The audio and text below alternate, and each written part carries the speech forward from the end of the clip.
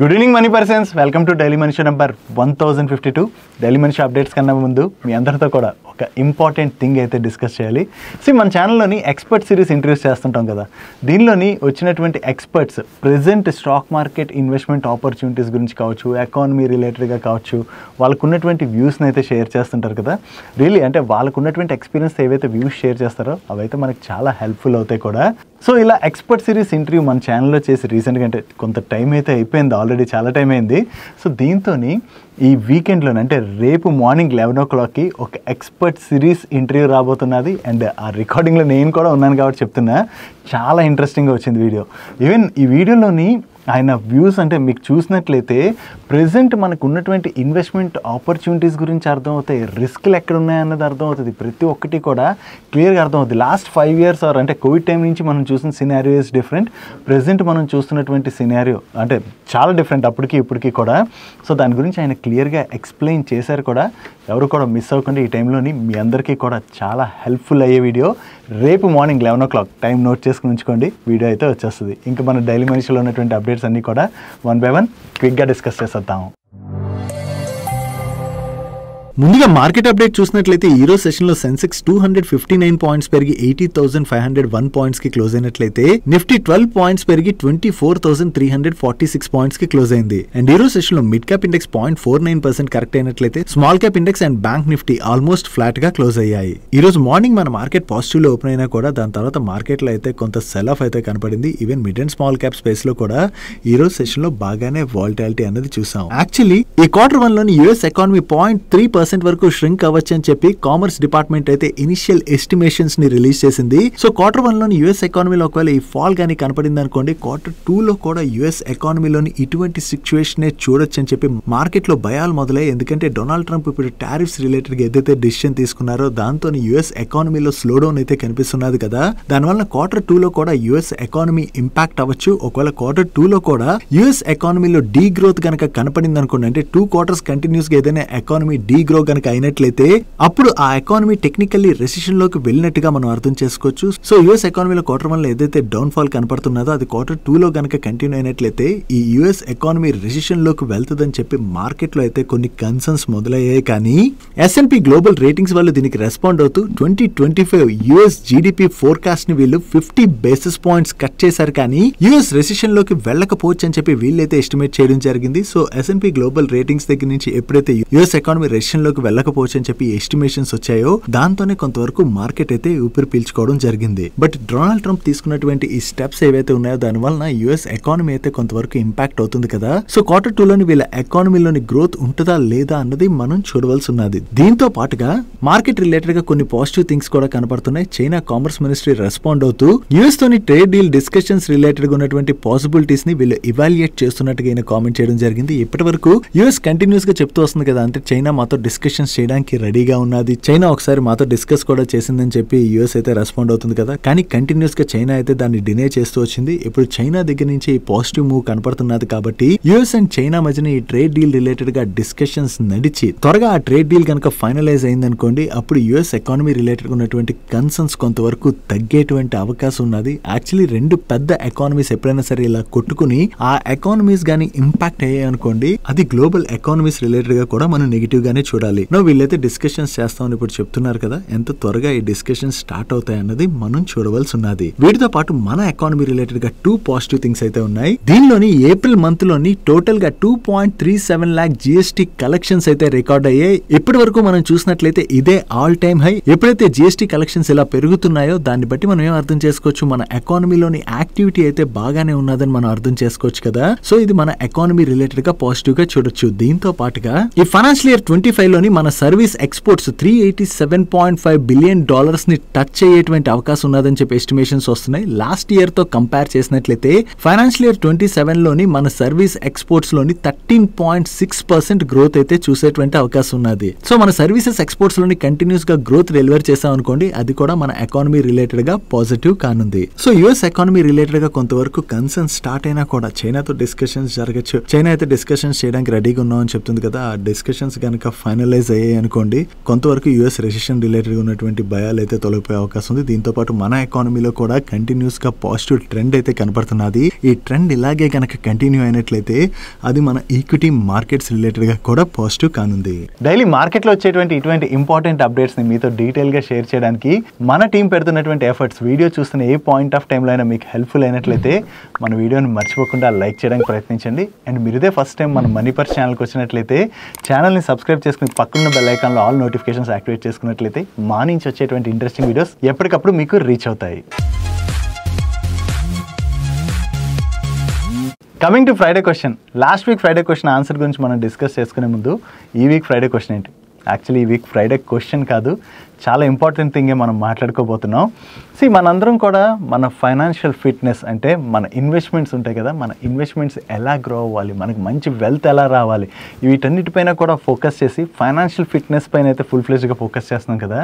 ఈ financial fitness మనకి ఎంత ఇంపార్టెంటో మన బాడీకి ఫిట్నెస్ కూడా అంతే ఇంపార్టెంట్. దీని గురించి మీరు యాక్చువల్లీ అంటే ఇప్పుడు ఎందుకు మాట్లాడుకుంటున్నాం ఈ టాపిక్ అంటే మన వీడియోస్ వేరు, ఇవి ఎందుకు మాట్లాడుకుంటున్నాం అంటే ఇది కూడా వెరీ ఇంపార్టెంట్. ఎందుకంటే ప్రజెంట్ ఉన్నటువంటి సిచ్యువేషన్లోని మన ఫిట్నెస్ మీద మనం ఫోకస్ చేయలేదనుకోండి, హెల్త్ ప్రాబ్లమ్స్ తర్వాత వచ్చిన తర్వాత వాటి నుంచి రికవర్ అవ్వాలంటే టైం పడుతుంది, కష్టం కూడా ఒక్కోసారి. మీరు లాస్ట్ వీక్ ఆస్క్ వీడియో చూసినట్లయితే ఆ ఆస్క్ వీడియోలో అన్నీ మీకు క్లియర్గా అంటే తను ఎక్స్ప్లెయిన్ చేశారు. అంటే తను ఏదైతే ఈ మ్యారథాన్స్కి అది వెళ్తున్నారో వాటన్నిటి గురించి మీకు షేర్ చేశారు కదా. ఈ మ్యారథాన్స్ ఇవన్నీ ఓకే, కానీ రెగ్యులర్ ఫిట్నెస్ మీద కూడా మనం ఫోకస్ చేయాలి కదా. ఈ రెగ్యులర్ ఫిట్నెస్ రిలేటెడ్గా ఒక ఇంపార్టెంట్ థింగ్ మీకు షేర్ చేయబోతున్నాను. ఈ రోజు నుంచి ప్రతి డైలీ మనీ షోలో కూడా మీ అందరికీ కూడా నేను ముందు రోజు ఎన్ని స్టెప్స్ నడిచాను అన్నది మీకు స్క్రీన్ షాట్తో సహా షేర్ చేయబోతున్నాను. ఒకవేళ మీరు కూడా నాతో కలిసి ఇలా నడవాలనుకున్నట్లయితే మీరు ఆ రోజు అంటే ఆ ముందు రోజు ఎన్ని స్టెప్స్ కంప్లీట్ చేశారన్నది కింద కామెంట్ సెక్షన్లో షేర్ చేయడానికి ప్రయత్నించండి. నా గోల్ అయితే మినిమం పర్ డే 8,000 స్టెప్స్ వేయాలని చెప్పి గోల్గా పెట్టుకున్నా. ఇది ఇప్పుడు పెట్టుకున్నటువంటి గోల్ కాదు, యాక్చువల్లీ చాలా రోజుల నుంచే నా ఫిట్నెస్ జర్నీ అనేది కంటిన్యూ అవుతున్నది. అప్పటి నుంచి కూడా నేను ఈ స్టెప్స్ వేయడమే కాదు, ఈవెన్ అపార్ట్ ఫ్రమ్ దిస్ నేను రెగ్యులర్గా వేరే అదర్ వర్కౌట్స్ కూడా చేస్తూనే ఉంటాను. మీరు కూడా ఎవరైతే ఆల్రెడీ ఫిట్నెస్ జర్నీని కంటిన్యూ చేస్తున్నారో, మీ ఫిట్నెస్ జర్నీ అంటే మీరు ఒకవేళ స్టెప్స్ వేయచ్చు, ఏదైనా వర్కౌట్ చేయొచ్చు, వాటి గురించి కింద కామెంట్ సెక్షన్లో షేర్ చేయండి. మరింత మంది కొత్తగా ఈ బాడీ ఫిట్నెస్ సైడ్ ఫోకస్ చేయాలనుకునే వాళ్ళకి అది హెల్ప్ఫుల్ అయ్యే అవకాశం ఉంది. అండ్ చాలా మందిని ఎంకరేజ్ చేసిన వాళ్ళం కూడా అవుతాం. కాబట్టి ప్రతి ఒక్కళ్ళు కూడా వాళ్ళ ఫైనాన్షియల్ ఫిట్నెస్తో పాటు వాళ్ళ హెల్త్ రిలేటెడ్గా కూడా ఫోకస్ చేసేటువంటి అవకాశం ఉంది. ఈ రోజు నుంచి ఆ స్టెప్ మనం ముందుకు తీసుకెళ్దాం. నా ఏప్రిల్ మంత్ మీరు చూడొచ్చు, ఏప్రిల్ మంత్లో ఆన్ అండ్ యావరేజ్ నేను ఎవ్రీ డే 8,000 స్టెప్స్ అయితే నడిచాను. అండ్ నిన్నటిది కూడా స్క్రీన్ షాట్ షేర్ చేస్తాను చూడండి. నిన్న అయితే నేను ఆల్మోస్ట్ 9,000+ స్టెప్స్ అయితే నడిచాను. ఇలాగే ఇక్కడ నుంచి ప్రతిరోజు డైలీ మనీ షో స్టార్టింగ్లోని జస్ట్ 5 సెకండ్స్ మాత్రమే ఉంటుంది. ఆ 5 సెకండ్స్ నేను ముందు రోజు ఎన్ని స్టెప్స్ నడిచానో షేర్ చేస్తాను. మీరు కూడా ఎంత నడిచారన్నది కింద కామెంట్ సెక్షన్లో షేర్ చేయడానికి ప్రయత్నించండి. And coming to last week Friday question విషయంకి వచ్చేసరికి, ఫస్ట్ క్రెడిట్ కార్డ్ అసలు ఎప్పుడు యూజ్ చేశారు అంటే ఎప్పుడు వచ్చిందని చెప్పి దానికి క్వశ్చన్ అడిగాను. 1950లో యాక్చువల్లీ డిన్నర్ కార్డ్ అని చెప్పి ఒక కార్డ్ని అయితే ఆ టైంలో యూజ్ చేశారు, కానీ అది ఫుల్ ఫ్లెజ్డ్ క్రెడిట్ కార్డ్ కాదు. ఫుల్ ఫ్లెజ్డ్ క్రెడిట్ కార్డ్ 1958లోని బ్యాంక్ ఆఫ్ అమెరికా వాళ్ళు లాంచ్ చేయడం జరిగింది. నెక్స్ట్ రైమండ్స్ వాళ్ళు వాళ్ళ ఇండివిజువల్ అంటే ఈచ్ బిజినెస్ మీద ఫోకస్ చేసి ఆ బిజినెస్ని గ్రో చేయడం కోసం అని చెప్పి ప్రీవియస్గా వాళ్ళ లైఫ్ స్టైల్ బిజినెస్ని డీమర్జ్ చేసి సపరేట్గా లిస్ట్ చేశారు కదా. దాని తర్వాత వీళ్ళ రియల్ ఎస్టేట్ బిజినెస్ని కూడా డీమర్జ్ చేయబోతున్నట్టుగా వీళ్ళు అనౌన్స్ చేశారు. ఈ డీమర్జర్లో భాగంగా రికార్డ్ డేట్ నాటికి ఎవరి దగ్గర అయితే రైమండ్స్లోని 1 షేర్ ఉంటుందో వాళ్ళకి ఈ డీమర్జ్ అవ్వబోయేటువంటి రియల్ ఎస్టేట్ బిజినెస్లో కూడా 1 షేర్ని వీళ్ళు ఇష్యూ చేయనున్నారు. ఈ డీమర్జర్ యొక్క రికార్డ్ డేట్ని వీళ్ళు May 14గా ఫిక్స్ చేయడం జరిగింది. మీలో ఎవరైనా ఈ డీమర్జర్లో పార్టిసిపేట్ చేయాలనుకున్నట్లయితే May 14th నాటికల్లా మీ డీమ్యాట్ అకౌంట్లోని రైమండ్ షేర్ అయితే క్రెడిట్ అయి ఉండాలి. ఇలా డీమర్జ్ చేసి సపరేట్గా లిస్ట్ చేయడం వల్ల వచ్చేటువంటి అడ్వాంటేజ్ ఏంటంటే వీళ్ళ మేనేజ్మెంట్ ఈచ్ కంపెనీ పైన సపరేట్గా ఫోకస్ చేయడం ద్వారా వాటి బిజినెస్ని గ్రో చేసేటువంటి అవకాశం ఉంది కదా. దీని ద్వారా షేర్ హోల్డర్స్కి వాల్యూ అన్లాకింగ్ జరుగుతుంది కాబట్టి ఇది మనం పాజిటివ్గా చూడొచ్చు. నెక్స్ట్ డైరీ స్టాక్స్ గురించి మనం మాట్లాడుకోవాలి. రీసెంట్గానే మదర్ డైరీ వాళ్ళు పర్ లీటర్ మిల్క్ పైన 2 రూపీస్ అయితే పెంచడం జరిగింది. మదర్ డైరీ పెంచారంటే రిమైనింగ్ వాళ్ళు కూడా అదే ఫుడ్ స్టెప్స్ని ఫాలో అవుతారు కదా. ఇప్పుడు అమూల్ వాళ్ళు కూడా పర్ లీటర్ మిల్క్ పైన 2 రూపీస్ వరకు పెంచడం జరిగింది.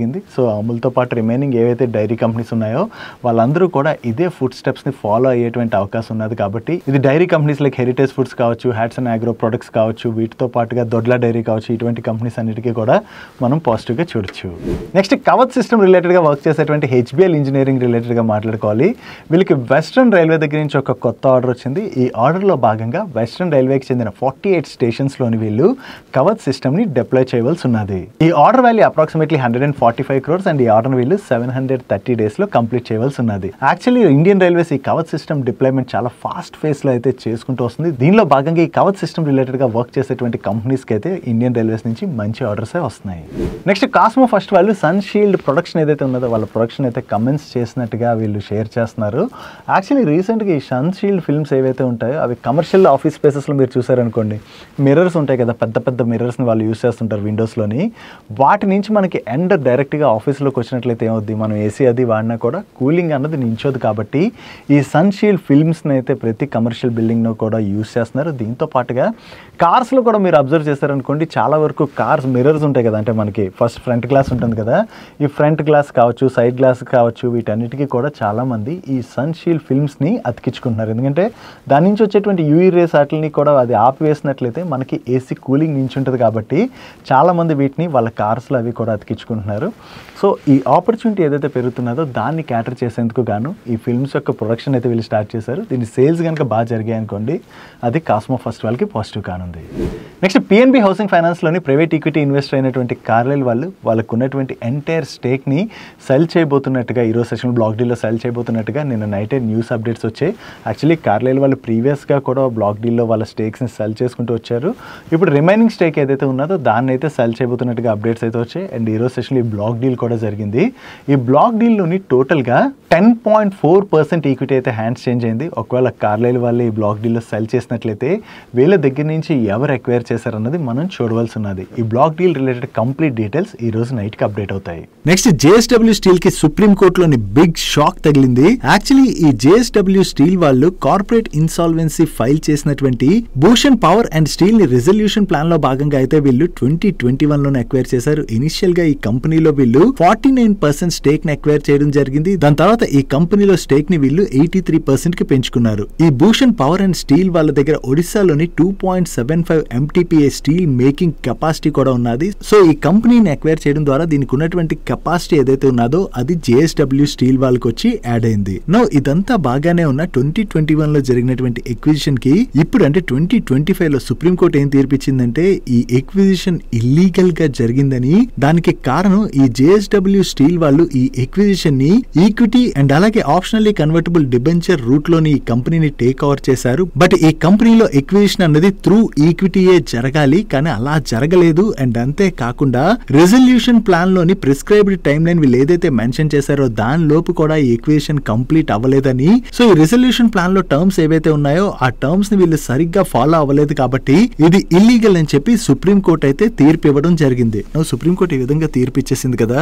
సో ఈ కంపెనీని వీళ్ళు అక్వైర్ చేసేసారు అండ్ ఆల్రెడీ ఈ కంపెనీలో ఆపరేషన్స్ తిరిగి మొదలు పెట్టడం జరిగింది. అండ్ ఇప్పుడు జేఎస్డబ్ల్యూ వాళ్ళ టోటల్ ఎబిటాలోని ఈ భూషణ్ పవర్ యొక్క కంట్రిబ్యూషన్ నియర్లీ 10% వరకు ఉన్నది. అండ్ అంతేకాకుండా జేఎస్డబ్ల్యూ వాళ్ళ కన్సాలిడేటెడ్ కెపాసిటీకి ఈ కంపెనీ 4.5 మెట్రిక్ టన్ వరకు కూడా కంట్రిబ్యూట్ చేస్తుంది. ఈ ఎక్విజిషన్ ఇల్లీగల్ అని చెప్పి సుప్రీం కోర్టు కొట్టిపడిస్తే ఈ కంపెనీ జేఎస్డబ్ల్యూ కిందకి రాకుండా పోయిందనుకోండి, దానివల్ల ఆబ్వియస్ గా జేఎస్డబ్ల్యూకి యాడ్ అయినటువంటి ఈ కెపాసిటీ పోద్ది. అండ్ అంతేకాకుండా ఈ కంపెనీని రివైవ్ చేయడానికి జేఎస్డబ్ల్యూ వాళ్ళు కూడా కొంత ఇన్వెస్ట్ చేసి ఉంటారు కదా, ఆ అమౌంట్ అంతా కూడా జేఎస్డబ్ల్యూకి నష్టం వస్తుంది. సో ఓవరాల్ గా దీనివల్ల జేఎస్డబ్ల్యూ పైన ఇంపాక్ట్ ఉంటుంది. కాబట్టి ఈ రోజు సెషన్ లోని జేఎస్డబ్ల్యూ స్టీల్ స్టాక్ లోని మనకి అంత ప్రెషర్ కనపడింది. కాకపోతే ఇప్పుడు సుప్రీం కోర్టు తీర్పు ఇచ్చేసింది కదా అని చెప్పి వీళ్ళు కామ్ గా కూర్చోరు కదా. వీళ్ళు కూడా రెస్పాండ్ అవుతూ ఏం చెప్తున్నారంటే, ఇంకా మాకు ఫుల్ కోర్టు కాపీ రాలేదు, కోర్టు కాపీ వచ్చిన తర్వాత కంప్లీట్ గా చదివి నెక్స్ట్ స్టెప్స్ ఏం తీసుకోవాలో మేము ఫాలో అవుతాం అని చెప్పి వీళ్ళ మేనేజ్మెంట్ అయితే చెప్తుంది. వీళ్ళైతే సుప్రీం కోర్టులో రివ్యూ పిటిషన్ ఫైల్ చేసేటువంటి అవకాశాలు ఉన్నాయి. సో ఫైల్ చేసినట్లయితే ఫైనలీ వర్డిక్ట్ ఏం వస్తుంది అన్నది మనం చూడాలి. ఒకవేళ ఈ రిజల్యూషన్ ప్రాసెస్ కరెక్ట్ కాదు, దీన్ని క్యాన్సిల్ చేయాలని సుప్రీం కోర్టు కనుక తీర్పిచ్చింది అనుకోండి, అది జేఎస్డబ్ల్యూ స్టీల్ కి నెగటివ్. దీంతో పాటుగా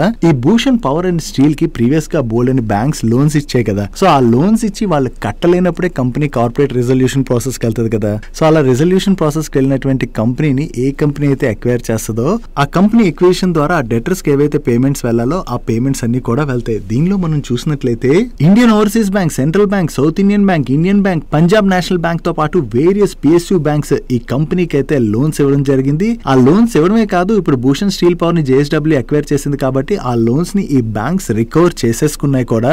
అందరికంటే అందరికన్నా హైయెస్ట్ మనం చూసినట్లయితే స్టేట్ బ్యాంక్ ఆఫ్ ఇండియా వాళ్ళు ఇచ్చారు. దీంతో పాటుగా పంజాబ్ నేషనల్ బ్యాంక్ వాళ్ళు కూడా హైయెస్ట్ రికవరీని తీసుకోవడం జరిగింది. ఒకవేళ జేఎస్డబ్ల్యూ ఎక్విజిషన్ కనుక క్యాన్సిల్ అయిందనుకోండి, ఈ బ్యాంక్స్ ఏవైతే అమౌంట్ ని రికవర్ చేసాయో ఆ రికవర్ చేసినటువంటి అమౌంట్ ని బ్యాంక్స్ తిరిగి పే చేయవలసి ఉంటుంది. కాబట్టి ఇది ఈ బ్యాంక్స్ రిలేటెడ్ గా కూడా మనం నెగిటివ్ గా చూడొచ్చు. But as of now supreme court illegal అని చెప్పినా కూడా దీనికి జేఎస్డబ్ల్యూ స్టీల్ వాళ్ళు అయితే పిటిషన్ అయితే ఫైల్ చేయొచ్చు. ఈవెన్ బ్యాంక్స్ దగ్గర నుంచి కూడా ఆ సపోర్ట్ లభించేటువంటి అవకాశం ఉంది. బట్ ఫైనలీ వాళ్ళు రివ్యూ పిటిషన్ ఫైల్ చేశాక కోర్టులో ఎటువంటి వర్డిక్ట్ వస్తుంది అన్నది మనం చూడవలసి ఉన్నది. నెక్స్ట్ ఇండస్ఇండ్ బ్యాంక్ రిలేటెడ్ ఒక ఇంపార్టెంట్ అప్డేట్ ఉన్నది. ఇండస్ఇండ్ బ్యాంక్ లోని ఈ 1960 crores డిస్పెన్సరీస్ నమోదైన తర్వాత ఇండస్ఇండ్ బ్యాంక్ లోని కీ పర్సన్స్ ఎవరైతే ఉన్నారో వాళ్ళలో కొంతమంది రిజైన్ చేయడం జరిగింది.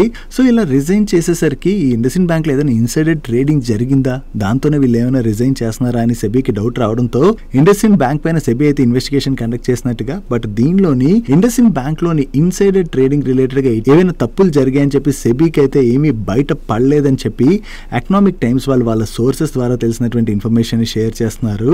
ఈ షేర్ సేల్ డీటెయిల్స్ అవి ఏవైతే ఉన్నాయో వాళ్ళంతా క్లియర్ గానే డిస్క్లోజ్ చేసి సేల్ చేశారు. అంటే చెప్పకుండా ఒకసారి సేల్ చేసేయడం ఇలాంటివి ఏమైనా చేస్తుంటారు కదా కొన్నిసార్లు. సో అటువంటివి ఏమీ జరగలేదని చెప్పి సెబీ గుర్తించినట్లుగా ఎకనామిక్ టైమ్స్ వాళ్ళు షేర్ చేయడం జరిగింది. నెక్స్ట్ ఈ April month auto sales data మనం చూసినట్లయితే కొన్ని కంపెనీస్ అయితే వాళ్ళ మార్కెట్ లీడర్ పొజిషన్ ని కంటిన్యూ చేసినట్లయితే మరికొన్ని కంపెనీస్ సేల్స్ ఇంపాక్ట్ అయ్యాయి అండ్ కొన్ని కంపెనీస్ సేల్స్ అయితే బాగా పెరిగాయి కూడా.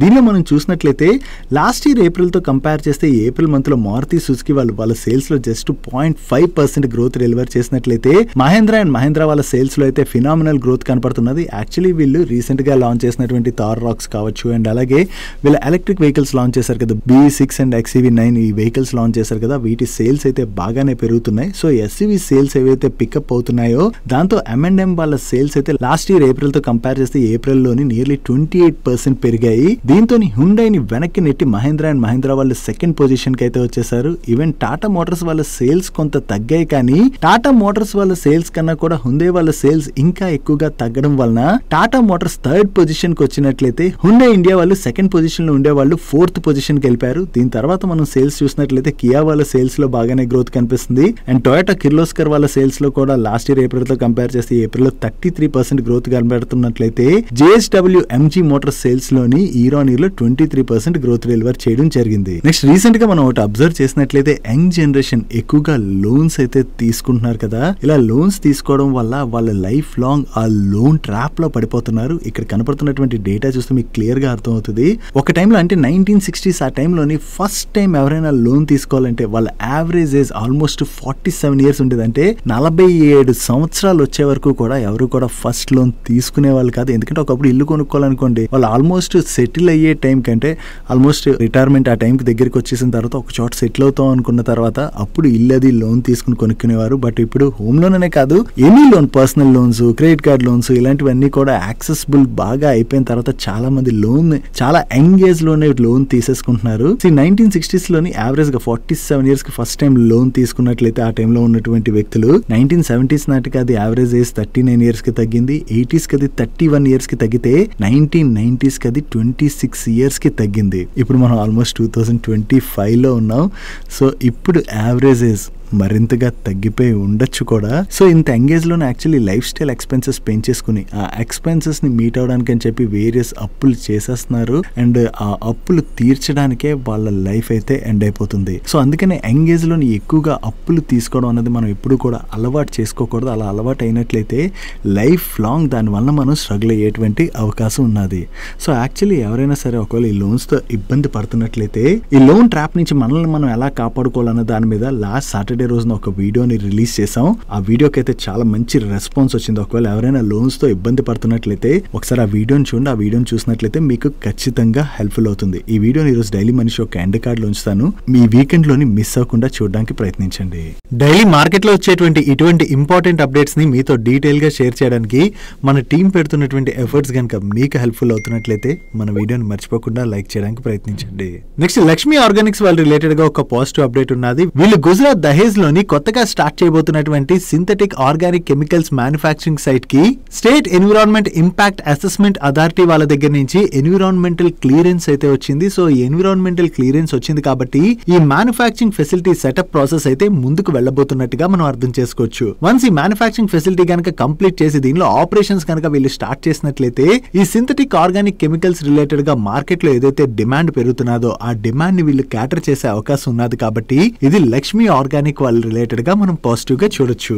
నెక్స్ట్ అలెంబిక్ ఫార్మాసిటికల్స్ వాళ్ళ రిలేటెడ్ గా ఒక పాజిటివ్ అప్డేట్ ఉన్నది. వీళ్ళ టికాగ్రెలోర్ టాబ్లెట్స్ 90 mg కి యుఎస్ ఎఫ్డిఏ దగ్గర నుంచి ఫైనల్ అప్రూవల్ వచ్చింది. అండ్ ఈ టికాగ్రెలోర్ టాబ్లెట్ 60 mg కి యుఎస్ ఎఫ్డిఏ దగ్గర నుంచి టెంటేటివ్ అప్రూవల్ రావడం జరిగింది. సో టెంటేటివ్ అప్రూవల్ వచ్చిందంటే ఈ 60 mg టాబ్లెట్స్ కి ఇంకా యుఎస్ ఎఫ్డిఏ దగ్గర నుంచి ఫైనల్ అప్రూవల్ అయితే రావాల్సి ఉన్నది. బట్ 90 mg టాబ్లెట్స్ కి అయితే ఫైనల్ అప్రూవల్ వచ్చేసింది కాబట్టి ఇది వీళ్ళ రిలేటెడ్ గా మనం పాజిటివ్ గా చూడొచ్చు. ఈ టాబ్లెట్స్ ని కార్డియోవాస్కులర్ డెత్ రిస్క్ తగ్గించేందుకు గాను యూజ్ చేస్తారని అండ్ యుఎస్ లోని ఈ మార్చ్ 12 months ఎండింగ్ నాటికి వీటి యొక్క ఎస్టిమేటెడ్ మార్కెట్ సైజ్ $1062 million గా వీళ్ళు షేర్ చేస్తున్నారు. సో వీళ్ళ 90 mg టాబ్లెట్స్ కి ఇప్పుడు యుఎస్ ఎఫ్డిఏ దగ్గర నుంచి ఫైనల్ అప్రూవల్ వచ్చింది కాబట్టి వీటి రిలేటెడ్ గా యుఎస్ లో ఏదైతే ఆపర్చునిటీ ఉన్నదో ఆ ఆపర్చునిటీని వీళ్ళు క్యాటర్ చేసేటువంటి అవకాశం ఉన్నది. నెక్స్ట్ గవర్నమెంట్ ఆఫ్ ఆంధ్రప్రదేశ్ తోని టీసీఎస్ అండ్ ఐబిఎం అయితే కొలాబరేట్ అయ్యాయి. ఈ కొలాబరేషన్ లో భాగంగా Amaravati quantum valley tech park లోని మన ఇండియాలోనే లార్జెస్ట్ క్వాంటమ్ కంప్యూటర్ ని వీళ్ళు డిప్లాయ్ చేయబోతున్నట్టుగా షేర్ చేస్తున్నారు. దీనిలో భాగంగా టీసీఎస్ వాళ్ళు ఐబిఎం వాళ్ళతో కలిపి దీని యొక్క ఆల్గారిథమ్స్ అండ్ అప్లికేషన్స్ రిలేటెడ్ గా వర్క్ చేయబోతున్నట్టుగా వీళ్ళు షేర్ చేస్తున్నారు. సో ఐబిఎం తో కొలాబరేట్ అయ్యి ఆంధ్రప్రదేశ్ లో ఏదైతే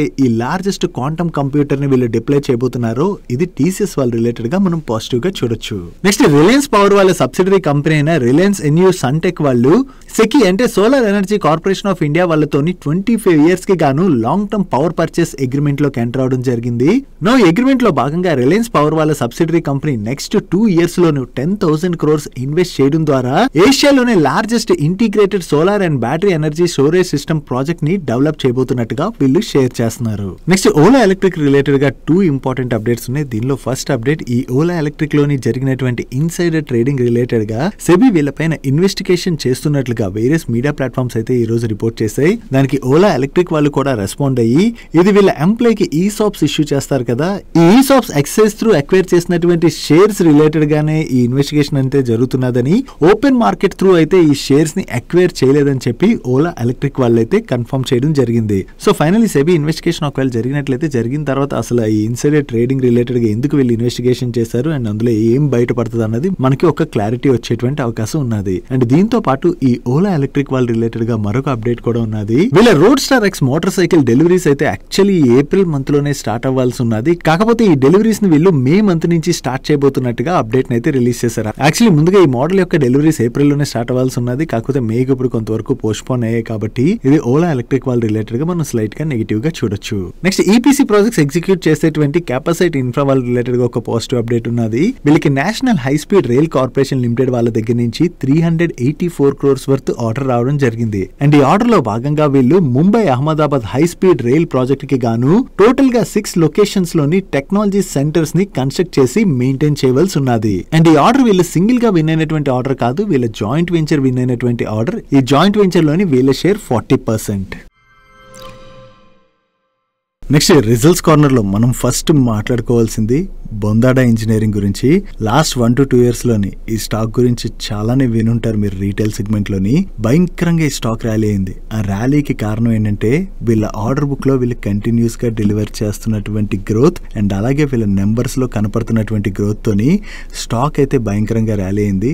నిన్న వీళ్ళ రిజల్ట్స్ వచ్చి ఒకసారి రిజల్ట్స్ అయితే మీరు అబ్జర్వ్ చేయండి. మీరు నెంబర్స్ అబ్జర్వ్ చేస్తే వీళ్ళ టాప్ లైన్ లోనూ మంచి గ్రోత్ కనపడుతున్నది అండ్ బాటమ్ లైన్ లో కూడా మంచి గ్రోత్ కనపడుతున్నది. సో టాప్ లైన్ లోను బాటమ్ లైన్ లోను మంచి గ్రోత్ డెలివర్ చేసినా కూడా ఈ రోజు సెషన్ లో మీరు అబ్జర్వ్ చేశారంటే స్టాక్ లో బాగానే ప్రెషర్ కనపడింది. సో నెంబర్స్ బాగానే ఉన్న స్టాక్ ఎందుకు ప్రెషర్ గురైంది? సింపుల్, ఏ కంపెనీస్ కైనా ఆర్డర్స్ రావడం ఇంపార్టెంటే, కానీ ఆర్డర్స్ రావడం ఎంత ఇంపార్టెంటో ఆ ఆర్డర్స్ ని వాళ్ళు ఎగ్జిక్యూట్ చేసిన తర్వాత అవి క్యాష్ గా కన్వర్ట్ అవడం కూడా అంతే ఇంపార్టెంట్. ఒకసారి వీళ్ళ క్యాష్ ఫ్లో స్టేట్మెంట్స్ చూడండి. వీళ్ళు ఫైనాన్షియల్ ఇయర్ 25 లోని ఆపరేటింగ్ యాక్టివిటీస్ నుంచి నెగిటివ్ క్యాష్ ఫ్లోస్ జనరేట్ చేస్తున్నారు. అండ్ ఒకసారి వీళ్ళ బ్యాలెన్స్ షీట్ లోకి వెళ్ళి కూడా చూద్దాం. ఈ బ్యాలెన్స్ షీట్ లోకి వెళ్ళి చూసే ముందు ఫైనాన్షియల్ ఇయర్ 25 లోని వీళ్ళు ఓవరాల్ గా ఎంత ప్యాట్ జనరేట్ చేశారు? 115 crores ప్యాట్ జనరేట్ చేయడం జరిగింది. సో వీళ్ళు జనరేట్ చేసినటువంటి ప్యాట్ 115 615 crores ఉంటే వీళ్ళ ట్రేడ్ రిసీవబుల్స్ ఎంత ఉన్నాయి చూడండి, 496 crores ట్రేడ్ రిసీవబుల్స్ ఉన్నాయి. సో ట్రేడ్ రిసీవబుల్స్ ఇంతలా పెరిగిపోవడం ఏదైతే కనపడుతున్నదో దాంతోనే వీళ్ళకి క్యాష్ ఫ్లోస్ కూడా జనరేట్ అవ్వట్లేదు. యాక్చువల్లీ బొందాడ ఇంజనీరింగ్ అనే కాదు, చాలా కంపెనీస్ లోని జరిగేటువంటి ప్రాబ్లం ఇదే. వాళ్ళకి వస్తున్నటువంటి ఆర్డర్స్ తో వాళ్ళ ఆర్డర్ బుక్ స్ట్రాంగ్ గా గ్రోత్ ఉంటుంది కదా, ఆ ఆర్డర్ బుక్ చూసి చాలా మంది ఇన్వెస్ట్ చేసేస్తుంటారు. సో ఇక్కడ ఆర్డర్ బుక్ చూడడం మాత్రం ఇంపార్టెంట్ కాదు, వాళ్ళు ఆ ఆర్డర్స్ ఎగ్జిక్యూట్ చేశాక క్యాష్ ఫ్లోస్ ఎలా జనరేట్ అవుతున్నాయి, వీళ్ళ ట్రేడ్ రిసీవబుల్స్ ఎలా ఉన్నాయి, ఇలా ప్రతి ఒక్కటి మనం చెక్ చేసుకోవాలి. వీళ్ళ balance sheet, cash flow statements ప్రతి ఒక్కటి కూడా మనం తరువుగా చెక్ చేసుకోవాలి. ఓన్లీ P&L ఆధారంగానే మన ఇన్వెస్ట్మెంట్ డిసిషన్ తీసుకున్నట్లయితే ఒక్కోసారి మనం ఇరుక్కుపోయేటువంటి ప్రమాదం ఉన్నది. సో ఇప్పుడు బొందాడ రిలేటెడ్ గా ఈ ట్రేడ్ రిసీవబుల్స్ ఏవైతే పెరిగిపోయాయో దాంతోనే మనకి ఈ రోజు సెషన్ లో స్టాక్ లో అయితే అంత ప్రెషర్ కనపడింది. నెక్స్ట్ రైల్వే PSU కంపెనీ అయినటువంటి రైల్టెల్ వాళ్ళ నెంబర్స్ కూడా వచ్చాయి. లాస్ట్ ఇయర్ సేమ్ క్వార్టర్ తో కంపేర్ చేసిన, ప్రీవియస్ క్వార్టర్ తో కంపేర్ చేసిన ఈ క్వార్టర్ లో వీళ్ళ ఆపరేటింగ్ రెవెన్యూలో మంచి గ్రోత్ డెలివర్ చేశారు. And last year same quarter లో వీళ్ళు 77 crores ప్యాట్ జనరేట్ చేసినట్లయితే ప్రీవియస్ క్వార్టర్ లో 65 crores ప్యాట్ జనరేట్ చేశారు. అండ్ ఈ క్వార్టర్ కి వీళ్ళ ప్యాట్ 113 crores కి పెరిగింది. సో ఓవరాల్ గా టాప్ లైన్ లో చూసినా, బాటమ్ లైన్ లో చూసినా వీళ్ళు మంచి గ్రోత్ డెలివర్ చేయడం జరిగింది. అండ్ ఈవెన్ వీళ్ళు కంటిన్యూస్ గా ఆర్డర్స్ కూడా విన్ అవుతూ వెళ్తున్నారు కదా, దీంతో వీళ్ళ ఆర్డర్ బుక్ కూడా స్ట్రాంగ్ గానే గ్రో అవుతుంది. సో ఇదే గ్రోత్ మూమెంటం ని గనక వీళ్ళు కంటిన్యూ చేసినట్లయితే స్టాక్ లో కూడా మంచి పాజిటివ్ మూమెంటం కనపడేటువంటి అవకాశం ఉన్నది. నెక్స్ట్ కెమికల్ కంపెనీ అయినటువంటి AMI ఆర్గానిక్స్ వాళ్ళ నెంబర్స్ వచ్చాయి. యాక్చువల్లీ వీళ్ళు కంటిన్యూస్ గా మంచి గ్రోత్ ని డెలివర్ చేస్తున్నారు. Coming to this quarter, year on year లో చూసినా, క్వార్టర్ ఆన్ క్వార్టర్ లో చూసినా వీళ్ళ ఆపరేటింగ్ రెవెన్యూలో మంచి గ్రోత్ డెలివర్ చేయడం జరిగింది. అండ్ ఎబిటాలో ఇయర్ ఆన్ ఇయర్ లో 96.8% గ్రోత్ డెలివర్ చేసినట్లయితే సీక్వెన్షియల్ బేసిస్ లో 23.7% గ్రోత్ డెలివర్ చేశారు. అండ్ ప్యాట్ లోని లాస్ట్ ఇయర్ సేమ్ క్వార్టర్ తో కంపేర్ చేస్తే ఈ క్వార్టర్ లో 144% పైన గ్రోత్ డెలివర్ చేసినట్లయితే సీక్వెన్షియల్ బేసిస్ లో 38% గ్రోత్ డెలివర్ చేయడం జరిగింది. అండ్ ఈ క్వార్టర్ లోని వీళ్ళ ఎబిటా మార్జిన్స్ లోను, ప్యాట్ మార్జిన్స్ లో కూడా మంచి ఇంప్రూవ్మెంట్ కనిపిస్తుంది. Coming to segment wise performance, వీళ్ళ అడ్వాన్స్ ఇంటర్మీడియట్ సెగ్మెంట్ రెవెన్యూస్ లోని ఇయర్ ఆన్ ఇయర్ లోని 44% గ్రోత్ డెలివర్ చేసినట్లయితే స్పెషాలిటీ కెమికల్ సెగ్మెంట్ రెవెన్యూస్ లోని 0.8% గ్రోత్ డెలివర్ చేశారు. అండ్ ఈ క్వార్టర్ లోని వీళ్ళకి ఎక్స్పోర్ట్ బిజినెస్ నుంచి 74% కంట్రిబ్యూషన్ వచ్చినట్లయితే డొమెస్టిక్ బిజినెస్ నుంచి 26% కంట్రిబ్యూషన్ వచ్చింది. And coming to financial year 26 guidance, ఈ ఫైనాన్షియల్ ఇయర్ 26 లో కూడా వీళ్ళు అక్రాస్ బిజినెసెస్ లోని రాబస్ట్ గ్రోత్ ని యాంటిసిపేట్ చేస్తున్నట్టుగా వీళ్ళ మేనేజ్మెంట్ అయితే కామెంట్ చేస్తుంది. వీళ్ళ రెవెన్యూస్ లోని 25% గ్రోత్ ని అచీవ్ చేస్తామని చెప్పి కాన్ఫిడెంట్ గా ఉన్నట్టుగా వీళ్ళ మేనేజ్మెంట్ కామెంట్ చేయడం జరిగింది. సో ఈ క్వార్టర్ లో వీళ్ళ నెంబర్స్ బాగుండడంతో పాటు వీళ్ళ మేనేజ్మెంట్ దగ్గర నుంచి కూడా చాలా మంచి గైడెన్స్ వచ్చింది. Next cement and concrete manufacture అయినటువంటి నోవోకో విస్తాస్ వాళ్ళ నెంబర్స్ వచ్చాయి. ఈ క్వార్టర్ లో వీళ్ళ టాప్ లైన్ లో చాలా మంచి గ్రోత్ డెలివర్ చేశారు. And last year same quarter లో వీళ్ళు 100 crores ప్యాట్ జనరేట్ చేసినట్లయితే ప్రీవియస్ క్వార్టర్ లోని 61 crores లాస్ జనరేట్ చేయడం జరిగింది. అండ్ ఈ క్వార్టర్ కి వీళ్ళ ప్యాట్ 165 crores కి పెరిగింది. ఓవరాల్ గా ఇయర్ ఆన్ ఇయర్ లో చూసిన, క్వార్టర్ ఆన్ క్వార్టర్ లో చూసిన వీళ్ళ టాప్ లైన్ లోను, బాటమ్ లైన్ లోను మంచి గ్రోత్ డెలివర్ చేశారు. And last year same quarter తో కంపేర్ చేస్తే ఈ క్వార్టర్ లోని వీళ్ళ వాల్యూమ్స్ లో 8% గ్రోత్ డెలివర్ చేసినట్లయితే సీక్వెన్షియల్ బేసిస్ లోని వీళ్ళ వాల్యూమ్స్ లోని 23% గ్రోత్ డెలివర్ చేయడం జరిగింది. అండ్ ఫైనాన్షియల్ ఇయర్ 21 నుంచి మీరు కంటిన్యూస్ గా చూసినట్లయితే వీళ్ళ నెట్ డెట్ ని అయితే రెడ్యూస్ చేసుకుంటూ వస్తున్నారు, విచ్ ఇస్ గుడ్. ఓవరాల్ గా ఈ క్వార్టర్ లోని నోవోకో విస్తాస్ వాళ్ళ నెంబర్స్ అయితే చాలా బాగున్నాయి. నెక్స్ట్ సోనా BLW వాళ్ళ నెంబర్స్ వచ్చే, వీళ్ళ నెంబర్స్ ఎలా ఉన్నాయి చూద్దాం. ఇయర్ ఆన్ ఇయర్ లోని వీళ్ళ రెవెన్యూస్ లోని 2% డ్రాప్ కనపడుతున్నట్లయితే ఎబిటా లోని 5% డ్రాప్ కనిపిస్తున్నది. బట్ ప్యాట్ లో మాత్రం 10% గ్రోత్ డెలివర్ చేశారు. ఇక్కడ రెవెన్యూస్ లోని ఎబిటా లోను డ్రాప్ కనపడుతున్న, ప్యాట్ లో గ్రోత్ కనిపిస్తుంది కదా, దానికి రీజన్ ఏంటో చూద్దాం. లాస్ట్ ఇయర్ సేమ్ క్వార్టర్ తో కంపేర్ చేస్తే ఈ క్వార్టర్ లోని వీళ్ళ అదర్ ఇన్కమ్ కాంపోనెంట్ పెరిగింది. అదర్ ఇన్కమ్ కాంపోనెంట్ పెరగడంతో పాటు